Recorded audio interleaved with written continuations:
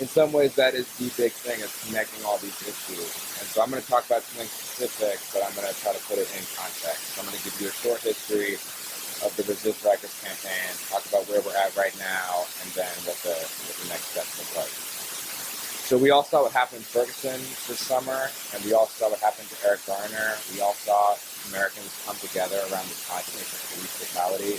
That's been going on for a long time, since the 70s certainly, well before then as well. But I think what's new about this moment, if I dare to make such a generalization, is that in the same way that Occupy Wall Street gave us the language to talk about income inequality, Michelle Alexander, the new Jim Crow, and all of the important work of comrades like Namir B. Jamal have been able to articulate mass incarceration as a system of racist class oppression. I think that is an innovation because we have a language to talk about these issues that did not exist before. And we are able to come together around these issues in ways that was not possible before. So we started the Resist Rikers campaign. I guess it was born before we even really had a name for it. When Sester was released from Rikers, we did a press conference right outside the gates of Rikers. And then we launched a petition when she had an op-ed published in the New York Times about conditions on Rikers Island. The petition was a number of demands related to conditions as in Rikers for inmates, specifically medical negligence, and the lack of access to programs and a fair grievance process. So we did the petition launched in sync with this, with the New York Times op-ed. We got a ton of signatures right away. We kept pushing it and pushing it. And we got over 10,000. So at that point we decided, there's a lot of people, isn't it? At that point we decided to do a petition delivery. And so we called on Commissioner Khan, the Commissioner of Corrections, to meet us on Rikers Island and to receive these petitions. It was like a stack this big, very impressive. And so it was about 25 or 30 of us who went on I think it was a Friday morning. We demanded that the commissioner meet us there. We called his office that morning. We sent it to the press. And the plan was to have him meet us on the island, actually cross the bridge from where we usually have action, and do it on the island and sort of transgress what is very much the big barrier, this bridge that when you're over there, you're their problem. You are completely subject to whatever arbitrary rules they have for that day. And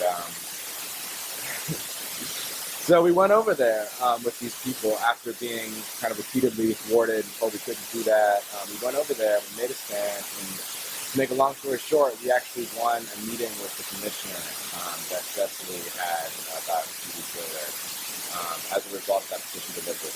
And since then, finding that our demands were not met, we have continued to organize.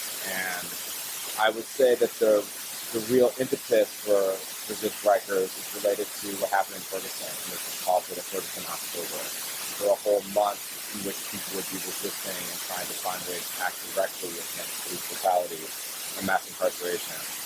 I think the main reason that we see Rikers as an important target is because it's so much the symbol of mass incarceration and all these related issues with the police in New York City. There's over 12,000 people, 12,000 New Yorkers who are incarcerated there. Like Cecily said, most of them can't afford bail, most of them will not see a judge for a long time, and they have not been convicted of a crime. They're just waiting in there. So we decided to call for a series of mass actions, and we had the first one about 2 weeks ago.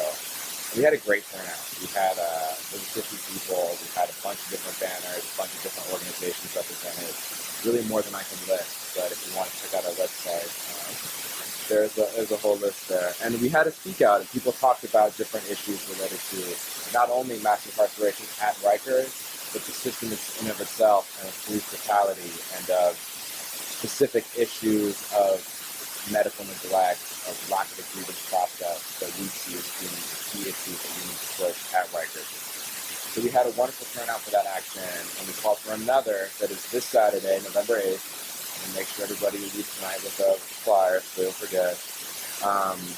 And we're really hoping this will be a massive action. We're hoping for hundreds of people that can then become thousands by the time we call for another action. Tell you a little bit about how we're doing that right now. We've been meeting with a alternatively small or large group of people. We had a big public meeting right after the action in Minnesota. smaller committee meeting. And then this Wednesday, we're going to have a big open banner making party that we're all invited to at Project Reach on Wednesday night. And the idea is to try to give people more opportunities to get involved in different ways. Not everybody's going to be able to come out to Rikers Island on Saturday morning, or afternoon rather. But some of us, have artistic talent. Some of us are more internet people. So we have a number of ways in which we're asking people to contribute, to share it online, to contribute to the banner making, and bring their skills and their friends out to that, and then also to do outreach. So we did a great outreach session this past Friday, and myself and about 3 or 4 other people, and we were along the Q100 line. That's the bus that goes directly from the Queens Plaza to Rikers. And we were out there talking to people for about 3 or 4 hours, and we had a great response. A lot of people are really interested in what we're doing. People certainly know about what the issues are. We don't need to tell them that there's rampant abuse, that there's medical negligence, that there's no grievance process. But I think what is unique about what we're doing is trying to have a mass popular resistance to all of these issues of Rikers Island, and not just settling on the easiest demand. A couple developments since our last action in October. Just this past week, there were 3 top officials in the corrections department at Rikers Island who were forced to resign. So you see all 3 cars of the folks that are coming out of Rikers. I like to think that we had a hand in that, but I also think that they do it themselves. And I think that the liberal media and the city council are certainly on top of Rikers, and that they are trying to spectacleize some of the issues that are going on there.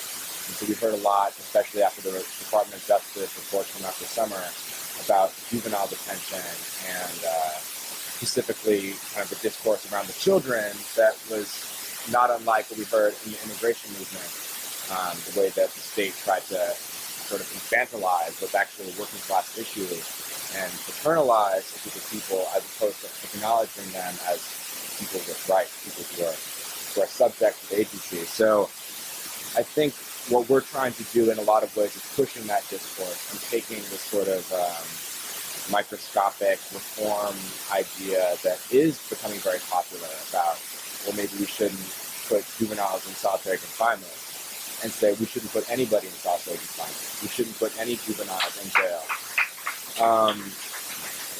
And just this past week, the other sort of major development is that they have announced they're not going to use solitary confinement on juveniles at Rikers. So, I don't know whether or not to believe that, but the point is that, the system is trying to assimilate a lot of the outrage around what's happening. And so I think it is our duty to try to push that as far as we can. So whether that means solitary confinement or in terms of juveniles, we have a long list of demands. You can check that out online.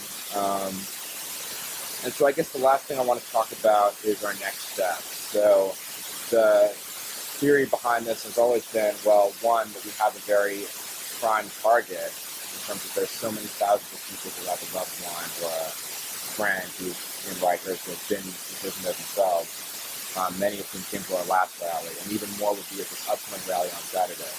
I think our key priority that we've discussed at the past 2 meetings is trying to make this a truly community power building movement.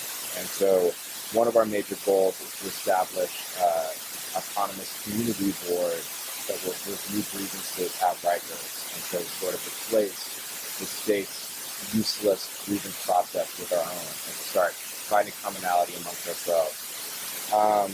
Secondly, to build the broadest coalition as possible. And so, like I mentioned before, we had a lot of not only socialists and communists, but anarchists and more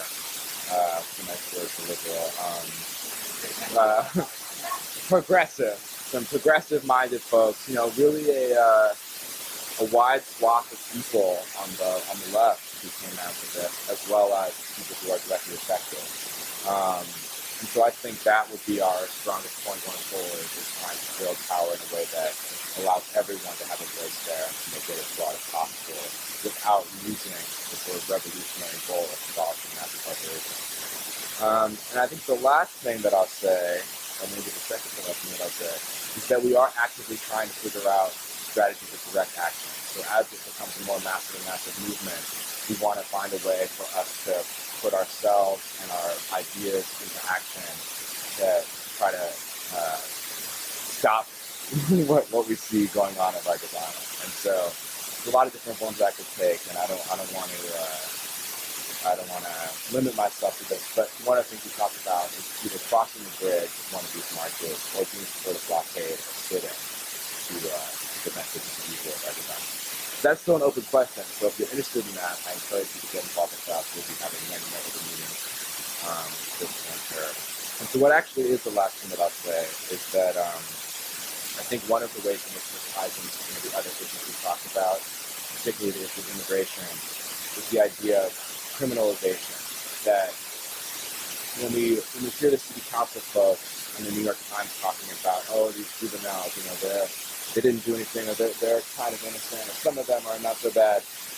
They're trying to maintain this idea of criminalization, that there are some people who are bad, or there's some people who, they look like this, and they're criminals, and they need to be put in prison. That's what is the revolutionary aim of what we're doing, to break down that idea that there are some people who are not deserving. There's some people who are outside of the citizenry. Because in a lot of ways, that is the linchpin of our class society today, is thinking that some people are undeserving.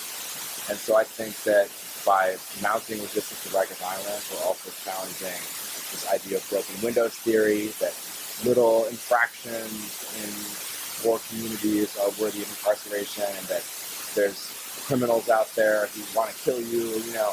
I think we really have to directly engage the idea of criminality as it exists today to really make a dent in the system of racial incarceration.